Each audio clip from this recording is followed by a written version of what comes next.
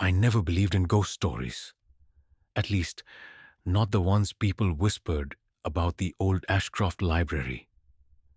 Growing up in this town, I'd heard the rumors plenty of times.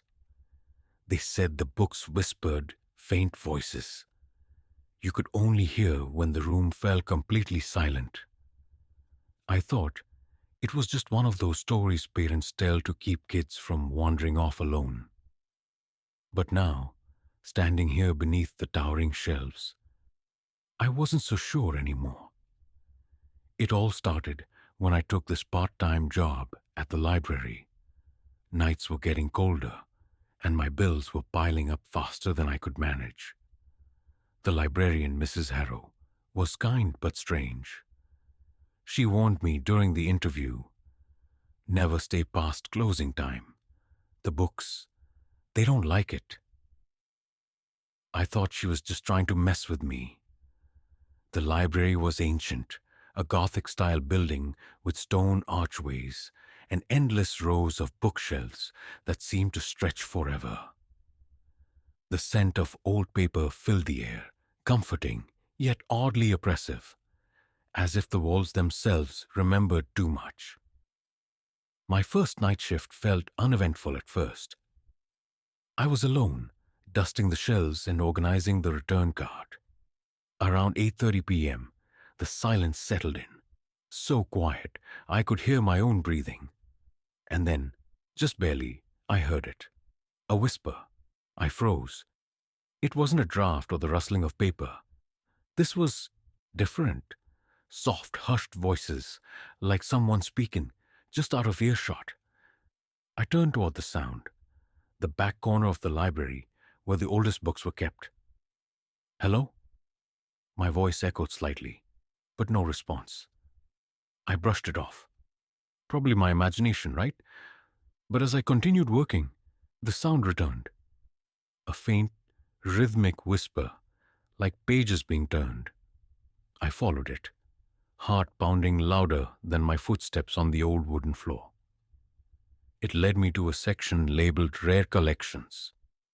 The books here were ancient, their covers worn with age. One in particular caught my eye, bound in deep red leather, its spine cracked and faded. No title, no markings. When I reached out to touch it, the whispering stopped. And then, as I pulled my hand back, a voice, clear as day, breathed right into my ear. "You shouldn't be here." I spun around, heart racing, but the library was empty, completely empty, but something told me. I wasn't alone. I told myself it was just my imagination. Maybe the stress of working alone, surrounded by all this silence, was getting to me. But that voice, so close, so real, lingered in my mind long after it had faded. I tried to shake it off and return to my duties. Dust the shelves, organize the returns. Avoid thinking about that strange red book, but the harder I tried to ignore it, the louder my thoughts seemed to echo in the empty library. And then it happened again. A whisper. Fainter this time, like a breath beneath the sound of my footsteps. But it was there, persistent, taunting. I turned back toward the rare collection section, heart pounding. The whisper seemed to pulse, rising and falling, as if calling me. But I wasn't going to play along. Not this time. I forced myself to stay on the main floor, stacking books on the returns cart. But the whisper followed me, growing clearer. Words maybe? I couldn't quite make them out, but it was as though several voices were speaking in unison, their hushed tones merging into an eerie chant. And then something shifted. A book fell, not a gentle slip. It tumbled off the shelf 2 rows behind me with a loud thud, the sound echoing through the vast space. I spun around so fast, I nearly dropped the entire cart. There it was, lying face down on the wooden floor. An old, tattered volume with a cracked green cover. I approached cautiously, my pulse a hammer in my chest. When I picked it up, The leather felt unnaturally cold, almost damp. The title on the spine was barely legible, but I could make out the words, Collected Stories of the Forgotten. Weird. I didn't remember shelving this book earlier. In fact, I couldn't recall ever seeing it in the library before. Against my better judgment, the footsteps stopped, just around the corner. I knew I should leave. I knew it. But something deeper, a strange compulsion, drew me forward. I stepped around the corner, and the aisle was empty, completely deserted. Except for one thing. The red leather book from earlier, now sitting on the floor. Open. And this time, the whisper wasn't faint. It was loud, deafening, a chorus of voices overlapping, rising in a strange, urgent chant. Backed away, heart pounding in my ears, the words growing so loud they felt like they were pressing against my skull. And then, just as suddenly as it had started, silence. The book snapped shut on its own. I didn't wait to find out what would happen next. Grabbing my coat, I rushed for the door, but as I reached the entrance, I saw something that made my blood run cold. The lock was bolted. From the outside. The realization hit me like a punch to the chest. The door was locked. From the outside. I yanked at the handle, my palms sweating. Nothing. It didn't budge. The library was supposed to be empty. Mrs. Harrow had left hours ago. So why was I trapped? My breathing quickened, the silence pressing in too heavily. The only sound was the soft hum of the overhead lights. And then, as if on cue, they flickered. And the whispering returned.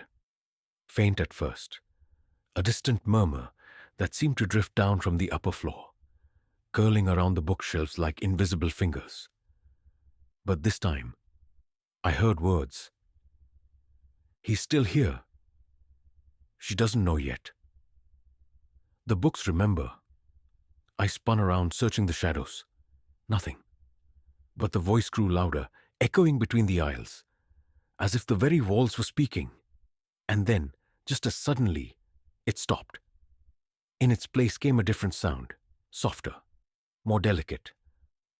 The rustling of pages turning. My eyes snapped toward the rare collection section again.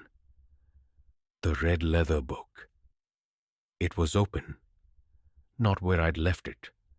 Now on the long wooden reading table beneath the dim flickering chandelier. And it wasn't alone. There was another book beside it, a journal, old and weathered, the edges burned and blackened, as though it had been rescued from a fire. I don't know why, but I felt drawn to it, compelled, like something or someone wanted me to see. With trembling fingers, I flipped the cover open. The first page was blank. So was the second. But on the third, in sharp ink-black letters, a message was scrawled across the parchment. Do not listen to them. I froze. The next page held a single date, October 14th, 1952. And beneath it, an entry. Messy, frantic handwriting filled the page. I was wrong. The voices aren't just echoes. They're trapped. I can hear them clearer every night. They want to be freed. But the price. Oh God, the price.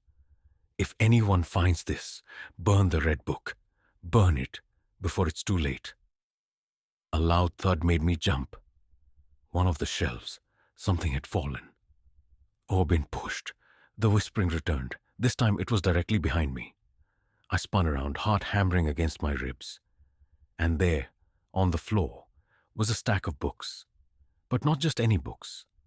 Obituaries, dozens of them, all open to pages with names circled in red ink. And then I saw it. My name, there, printed in bold letters under today's date. Deceased January 14th, cause of death, unknown. I staggered back, the journal slipping from my hands. The whispering grew louder, shifting into sharp, painful shrieks. He's seen too much.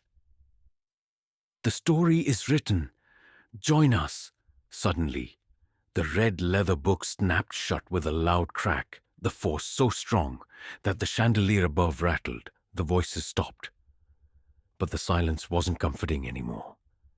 It was heavier, thicker, like the calm before a storm. And then, just above me, a single word echoed loud and clear. Run! But the door was still locked, and I wasn't alone anymore. The word echoed through the library, sharp and commanding. Run! But where? The door was locked.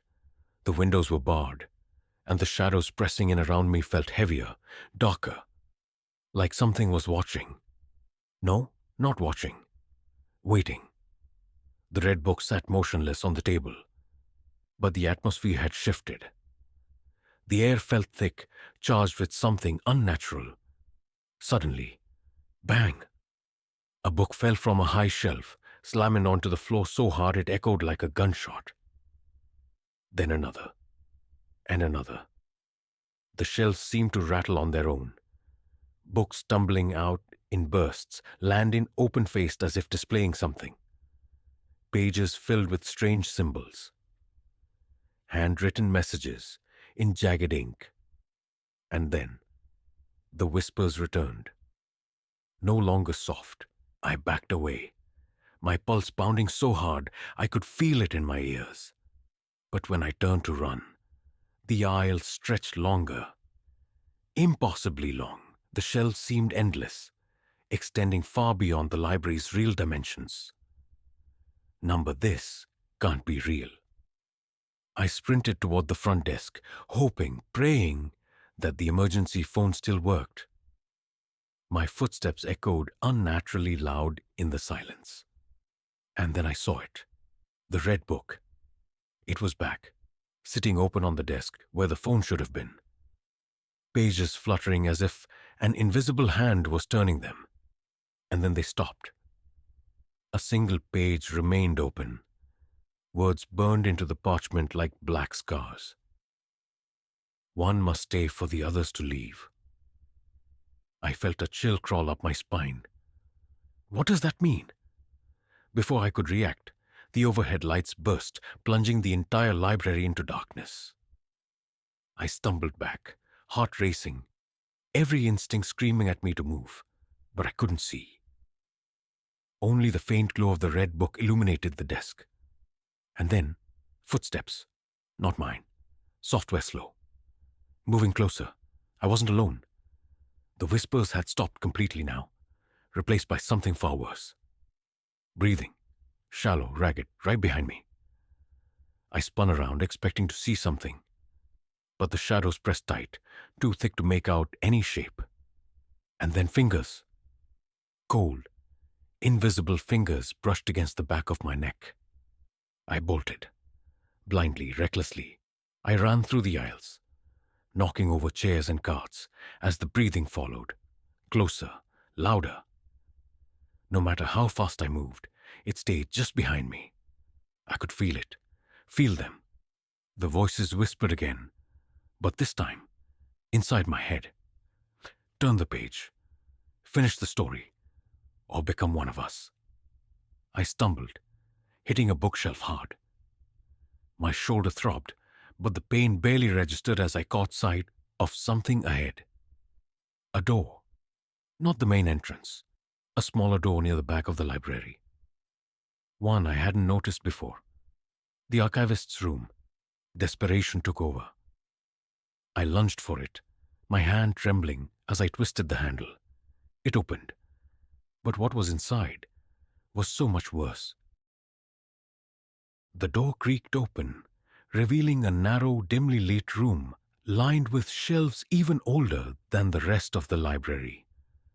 The smell of dust and mildew was thick, but beneath it lingered something colder, metallic. The air felt heavier here, as if the room itself were holding its breath. I stepped inside. At the center of the room stood a single wooden pedestal. Upon it rested the red leather book, open to its final pages. I knew, I felt, that I shouldn't get closer. But some invisible force pulled me forward. The flickering candle on the wall guttered. The shadows deepened, and then the whispers returned. He's come to finish it. Write the final words. Join us, or break the curse. My heart pounded so loud it nearly drowned them out. Nearly, but there was something else too. A figure, in the farthest corner of the room, half shrouded in darkness, a pale shape emerged. A woman? No, what was left of a woman.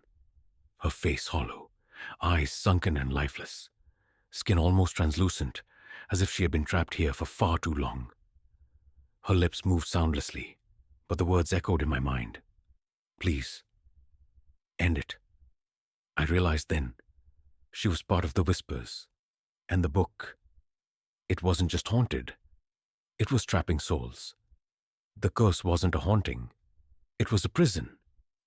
The journal I'd found earlier, the frantic handwriting, it wasn't some random note. It was from her. From this poor soul, trapped here by the book's magic. Break it, or take my place. I felt the compulsion to open the book, to touch it, but as my fingers hovered over the cracked pages, the words shifted, burning themselves into the parchment. A life must be given for the stories to end. Suddenly, the door behind me slammed shut. The candle blew out. Total darkness, and then something else moved. From the shadows, a second figure emerged. But this one wasn't like the woman. It was tall, crooked, a gaunt face twisted into a grin too wide for its skeletal features, empty black voids where its eyes should have been. The archivist. I knew it in my bones. This thing had bound the souls here, fed off them, fed off fear, and now it wanted me. Right, finish the story or stay here forever. The book was open. A quill pen lay beside it, dripping ink that seemed far too dark to be just ink. Blood. Number? No, I wasn't going to be part of this. I remembered the warning from the journal. Burn it before it's too late. But how? The candle had gone out. I had no matches, no lighter. And then I saw it, the flicker. The candle wasn't completely out. A faint ember still glowed. Heart pounding. I grabbed the book, its pages vibrating, as if resisting me. No. The archivist's voice was a chorus now, deep and guttural. You belong here. The ember sparked. I pressed the edge of the book to it. And the world exploded. Flames raced up the book's spine, consuming the ancient pages in seconds. The voices screamed, piercing, furious, echoing in every corner of the library. The pale woman. She was smiling, fading, and so was the archivist. The shadows peeled away, and the darkness evaporated like mist. The last thing I heard was a soft whisper, no longer threatening, but thankful. Thank you for setting us free. And then, silence. When I woke up, the library was empty, quiet. The red book was gone, but I could still feel it, as if the story wasn't truly over.